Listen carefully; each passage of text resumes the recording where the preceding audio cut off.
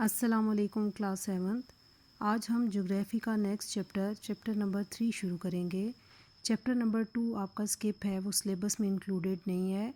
Chapter number 3 इसका topic या heading है इंट्रोडक्शन टू एटमॉस्फेयर, यानी एटमॉस्फेयर क्या है इसके बारे में हमने इस चैप्टर में डिटेल से पढ़ना है।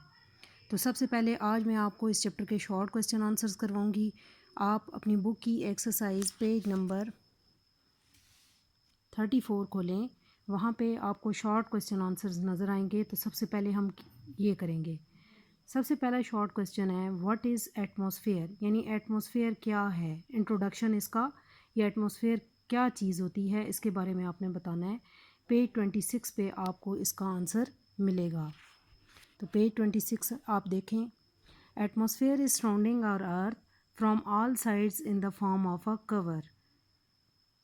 एटमॉस्फेयर ने हमारी अर्थ को हर तरफ से एक कवर की शक्ल में घेर रखा है।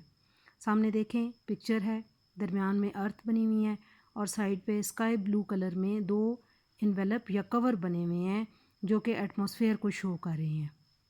और एटमॉस्फेयर जो है इसने हमारी अर्थ को हर तरफ से घेरा हुआ है और जो अर्थ की फोर्स ऑफ ग्रेविटी है इसकी वजह से एटमॉस्फेयर अर्थ के साथ अटैच्ड है। एटमॉस्फेयर बेसिकली 3 गैसेस से मिलकर बनी हुई होती है। सबसे पहले रेगुलर गैसेस होती हैं जिसमें नाइट्रोजन और ऑक्सीजन गैस शामिल है। सेकंड वेरिएबल गैसेस होती हैं जिसमें ऑक्सीजन नहीं, जिसमें कार्बन डाइऑक्साइड और ओजोन वगैरह शामिल होता है। और थर्ड जो है वो पोल्यूटेंट्स होते हैं, यानी जो पोल्यूशन या माइन्यूट पार्टिकल्स जो कि एयर के अंदर मौजूद होते हैं, बिल्कुल स्मॉल पार्टिकल्स, वो इसके अंदर पाए जाते हैं।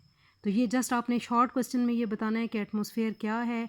एटमॉस्फेयर ने हर तरफ से हमारी अर्थ को एक कवर की शक्ल में घेर रखा है और ये फोर्स ऑफ अर्थ की जो फोर्स ऑफ ग्रेविटी है इसकी वजह से अर्थ के साथ अटैच्ड है। अब हम नेक्स्ट शॉर्ट क्वेश्चन देखते हैं। Explain the difference between weather and climate. Weather क्या होता है और क्लाइमेट क्या होता है। तो इसका आंसर आपको पेज नंबर 29 पे मिलेगा। पेज नंबर 29 आप बुक का खोलें, वहाँ से भी आप देख सकते हो। PDF फाइल में नोट्स भी आपके पास मौजूद है, वहाँ पे भी लिखा हुआ है। तो सबसे पहले आपने वेदर के बारे में बताना है। Weather is the whole condition of temperature, atmospheric pressure, wind speed, air humidity and precipitation of a particular place at a particular time.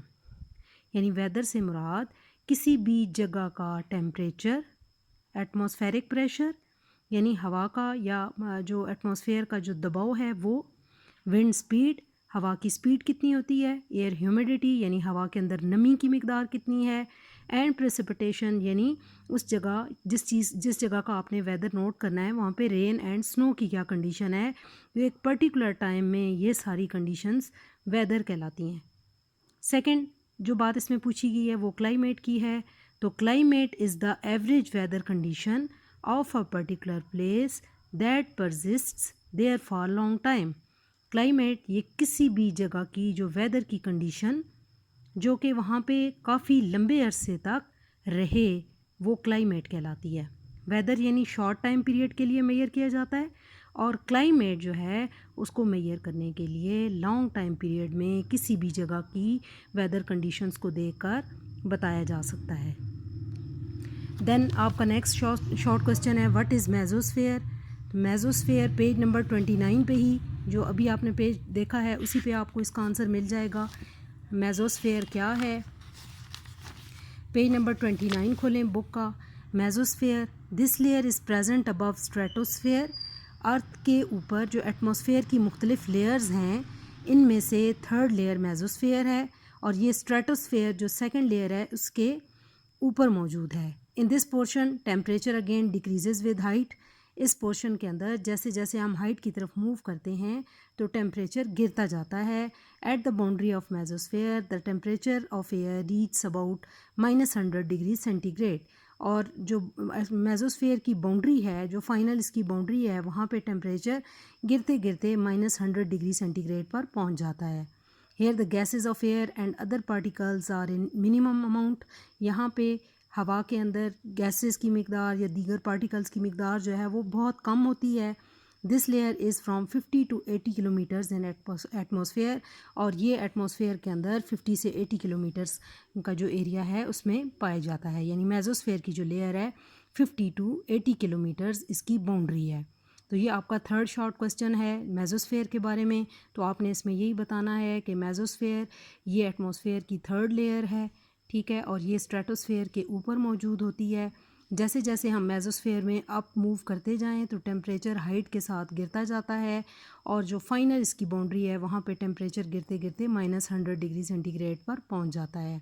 और इस जगह पर या इस जो अर्थ एटमॉस्फेयर की ये स्फेयर है, इसके अंदर जो गैसेस या दीगर पार्टिकल्स हैं एटमॉस्फेयर के अंदर मौजूद, उनकी मिकदार बहुत कम होती है, और ये 50 to 80 किलोमीटर्स के दरमियान जो है ये जो एटमॉस्फेयर की लेयर है ये परसिस्ट करती है। देन नेक्स्ट शॉर्ट क्वेश्चन है, write down any 2 reason for reduction in ozone. Book के पेज नंबर 31 पे आपका इसका आंसर देख सकेंगे। पेज नंबर 31 खोलें तो ओज़ोन जो है ये एक प्रोटेक्टिव लेयर है जो सन रेज़ को, जो अल्ट्रा वायलेट सन रेज़ हैं उनको हमारे तक पहुंचने से रोकती है।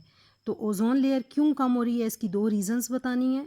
The very first reason for the reduction and destruction of ozone gas is CFC gas, यानी यूज़ जो है CFC गैस का वो ज़्यादा हो रहा है। और CFC गैस क्या है, ये क्लोरोफ्लोरोकार्बन गैस है जो कि ओज़ोन के लिए बहुत डेंजरस है, और जितना ज़्यादा हम इसका इस्तेमाल करेंगे ओज़ोन इतनी ज़्यादा रिड्यूस होगी, यानी कम होगी, या डिस्ट्रॉय होगी यानी तबाह होगी, क्योंकि ये ओज़ोन गैस को, ये CFC गैस जो है वो ओज़ोन गैस को या ओज़ोन लेयर को तोड़ती है, ठीक है। तो CFC गैस हम कैसे यूज़ करते हैं, हम अपने घरों में जो स्प्रे यूज़ करते हैं उसके अंदर CFC गैस फिल होती है। इसके अलावा जो केमिकल्स वगैरह फैक्ट्रीज़ वगैरह से डिस्चार्ज होते हैं, या फिर दीगर जो रेफ्रिजरेटर को कूल करने के लिए जो गैस इस्तेमाल होती है तो वो भी CFC गैस होती है। तो ये सारी एटमॉस्फेयर के अंदर जब जाती है CFC गैस तो ये ओज़ोन को डिस्ट्रॉय करती है।